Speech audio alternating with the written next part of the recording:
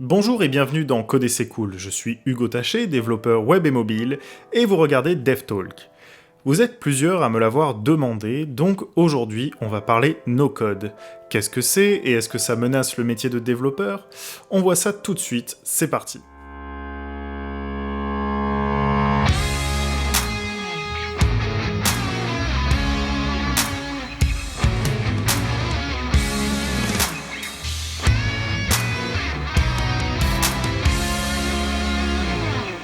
Bon, vous commencez à connaître la chaîne, vous savez que je vais pas juste vous dire le no-code, c'est ne pas coder, et ça va détruire le métier, c'est plus complexe que ça.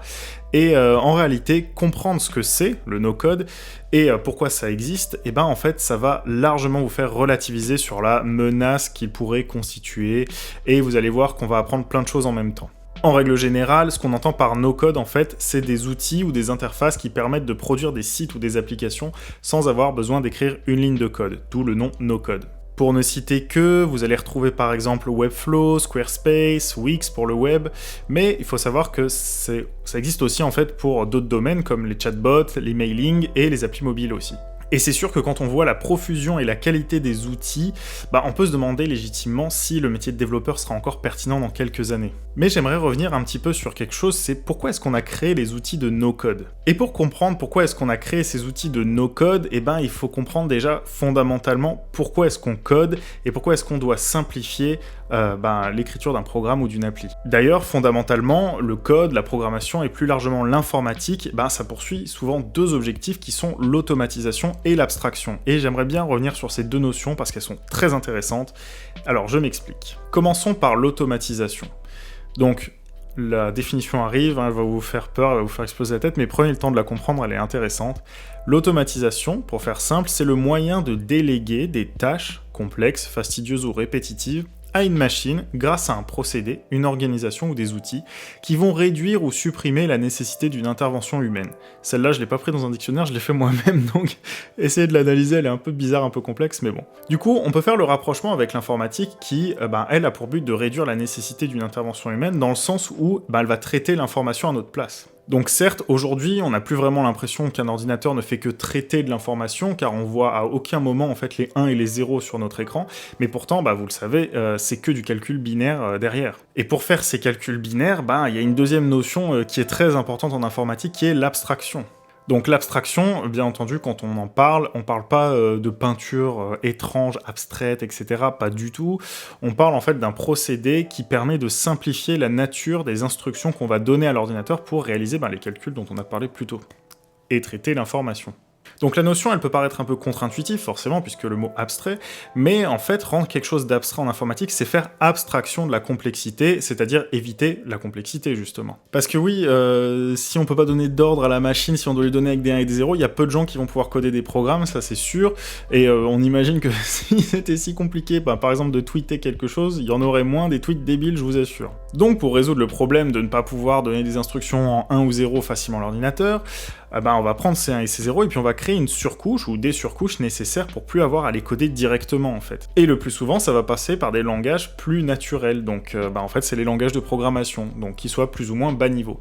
En fait, quand ils sont bas niveau, ça veut dire qu'ils sont moins abstraits du coup, et plus proches du binaire, du calcul originel, que du langage naturel. Donc en fait, on voit que l'abstraction, c'est surtout un moyen de simplifier, de rendre accessible l'utilisation de l'outil informatique. Après, le problème, c'est que l'abstraction, il y a une contrepartie.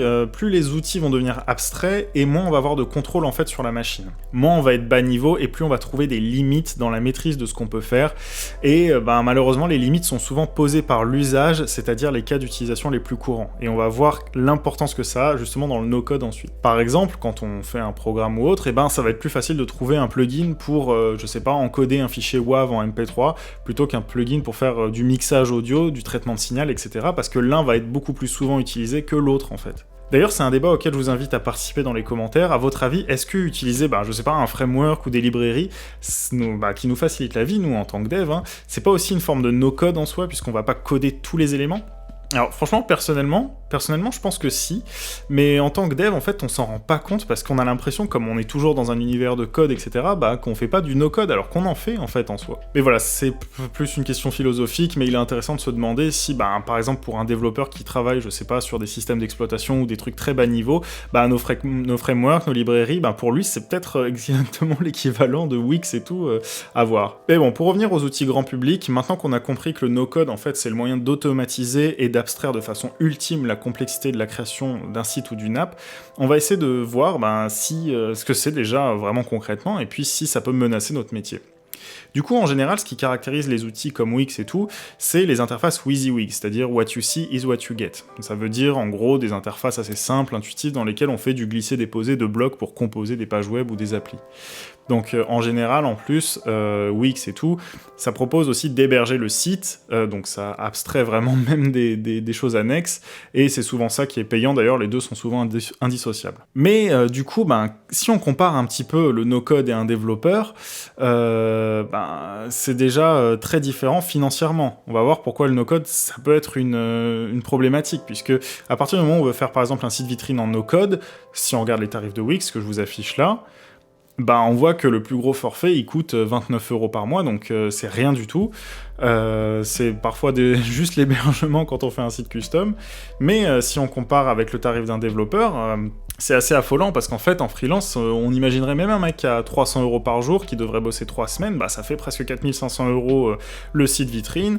Même avec un développeur, un gros bootstrap ou WordPress, même un site ultra basique avec un thème, on sera au moins à 1500-2000 €, même c'est très bas ce que je vous annonce.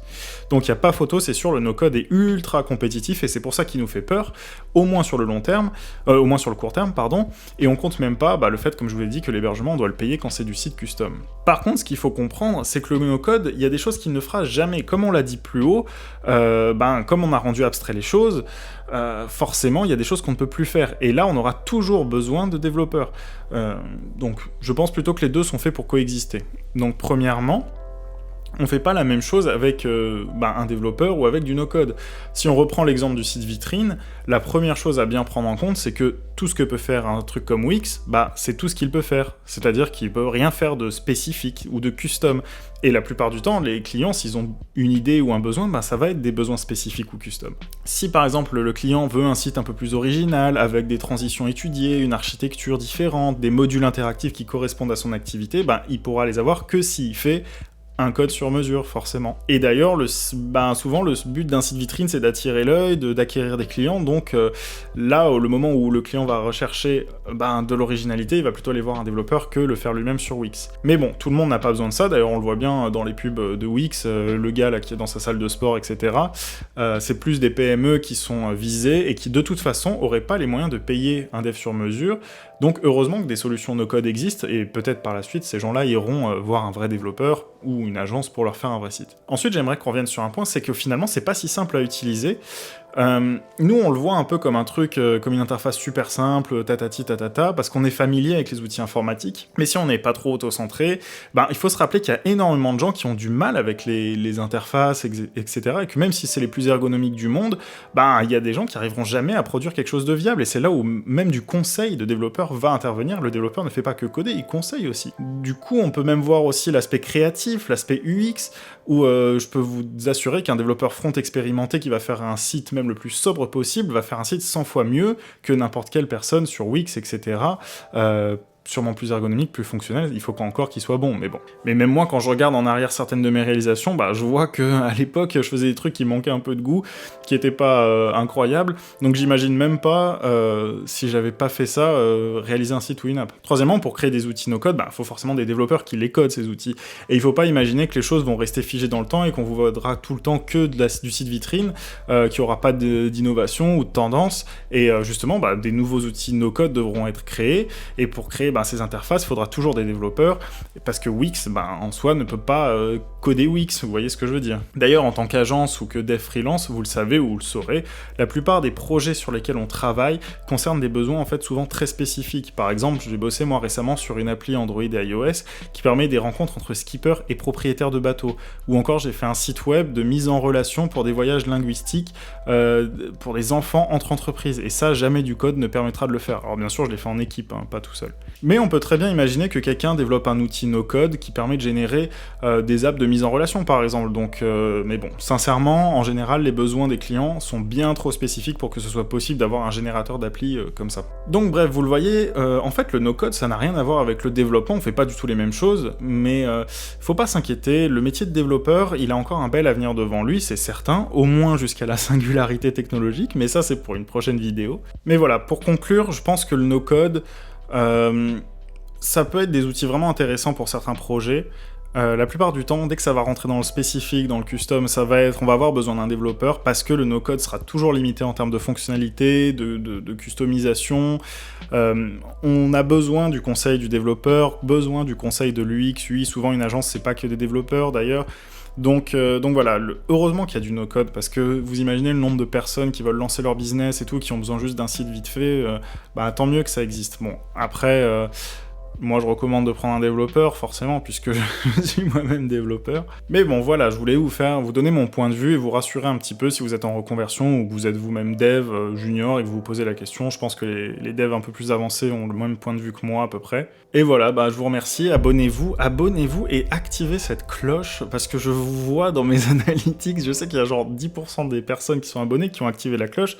Je sais que YouTube, des fois, met même pas en avant les vidéos, donc mettez la cloche, en fait, c'est pas grand-chose, c'est juste vous aurez la petite cloche qui vous dira qu'une nouvelle vidéo est sortie, donc n'hésitez pas, mettez la cloche, le pouce en l'air, les commentaires. Franchement, j'aimerais bien qu'on débatte sur ce sujet, parce que je pense pas avoir 100% raison, il y a d'autres points de vue dessus, donc n'hésitez pas à donner le vôtre dans les commentaires, vous savez que je lis tous les commentaires, et que je vous répondrai avec plaisir. Donc voilà, on se retrouve très bientôt pour une prochaine vidéo. Ciao!